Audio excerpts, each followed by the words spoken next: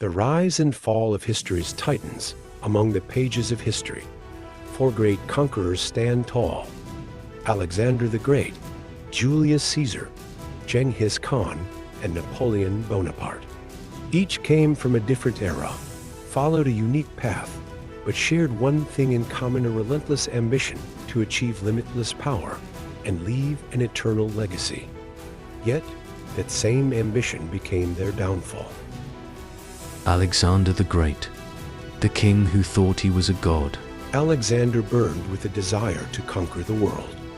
With a powerful army he inherited from his father, King Philip II, he waged war for 10 years without hesitation. But Alexander's true passion wasn't wealth or governance, it was conquest.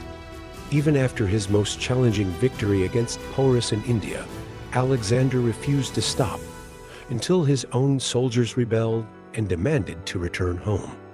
His streak of victories came to an end, and he succumbed to a mix of overindulgence and exhaustion. On his deathbed, when asked who would inherit his vast empire, he simply said, "To the strongest." This triggered a brutal power struggle among his generals, leaving his empire in ruins before it could truly flourish. Julius Caesar, the dictator who dismantled the Republic. Caesar idolized Alexander and was determined to surpass him. Slowly but surely, he dismantled the Roman Republic, declaring himself dictator in perpetuity. He famously said, "If you must break the law, do it to seize power." But his ambition alarmed the Senate.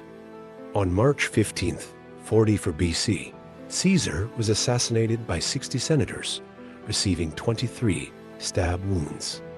His final moments were marked by betrayal, as he saw his trusted ally and adopted son, Marcus Brutus, among his assassins. Genghis Khan, the tyrant of the East. Genghis Khan was the storm of the East, determined to unite the world under a single sword. But unlike Alexander or Caesar, he didn't view himself as divine. Instead, he reveled in his role as a tyrant, famously declaring, "The greatest happiness is to crush your enemies, see them driven before you, and take the women they love." His death remains shrouded in mystery: bubonic plague, a vengeful princess, or a mortal wound from battle. Regardless, his followers kept his death a secret to protect the fragile Mongol Empire during its most critical conquest. Napoleon Bonaparte, the artist of war. Napoleon saw the battlefield as his canvas and himself as its artist. His unmatched memory, strategic brilliance, and relentless drive allowed him to dominate Europe for years. But with every victory, the stakes grew higher, and the cost became bloodier. His defeat at Waterloo marked the end of his reign. Exiled to a remote island, he spent his final years clinging to the illusion of power, hosting dinners where he demanded his guests wear military regalia. Loneliness and isolation finally broke him, and he passed away in 1821, far from the empire he once ruled.